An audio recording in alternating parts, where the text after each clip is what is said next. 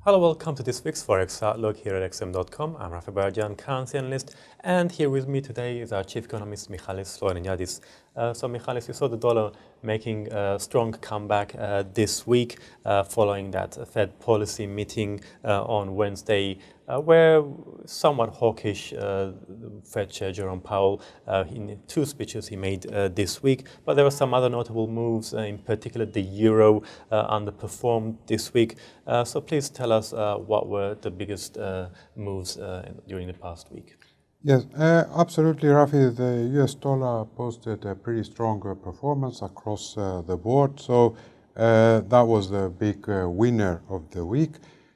Outside the Turkish lira, I might add, which was the best performer in the world, gaining back some of that, the huge ground it lost. I think that shows a little bit the positive risk sentiment in the market.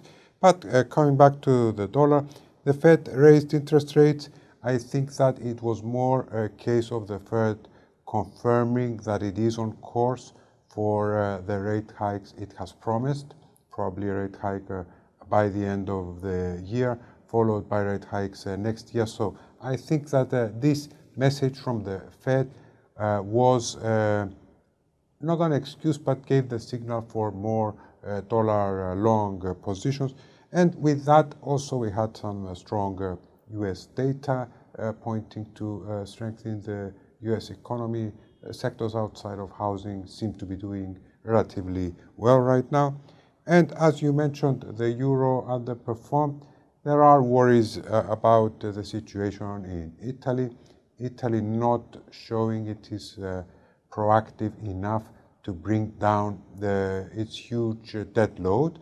So the budget deficit is not high, but slightly higher than what the markets and the European Commission maybe would have liked.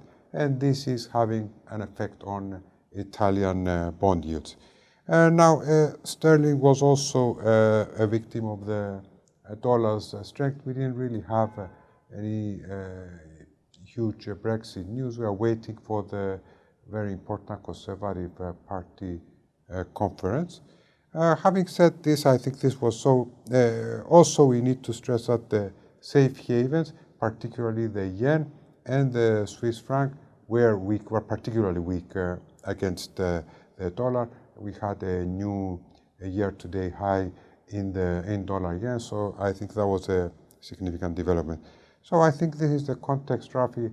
What should we be on the lookout for next week? Is it relatively quiet, or is it going to be a busy week? What do you think? Well, we could see a somewhat quieter week in Asia. We're going to have Chinese markets closed for the entire week for national holiday, but we will get Chinese PMI numbers on Sunday. We could see some reaction on that on Monday, in particular for the Aussie. We're also, concerning the Aussie, we've got the Reserve Bank of Australia policy meeting coming up on Tuesday. We're also going to have the Bank of Japan's quarterly Tankan survey, plus some wage figures as well out of Japan, which more recently they've been much more closely watched, given that there's been some indications of acceleration in Japanese wage growth. In Europe, it's going to be fairly muted.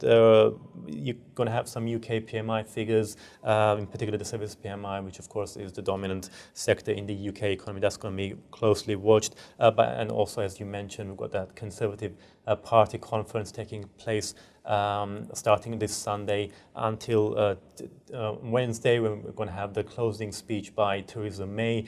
She, of course, is under pressure to ditch her Chequers plan and opt for the Canada-style free trade agreement with the EU. So we're likely to see a lot of headlines around that. Out of the US, the big highlight will be the September non-farm payrolls report next Friday.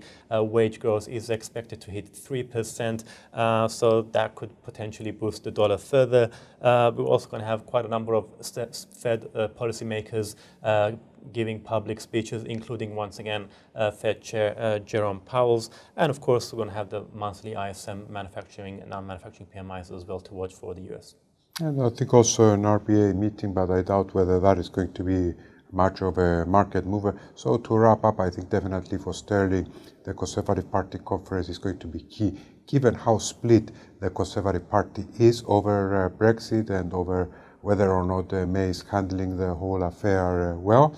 And of course, the non-farm payrolls always will attract a lot of attention. As you said exactly, I think wage rise is going to be very key to watch. Thank you very much, Rafi, for your input. Thank you everyone for watching and have a great day.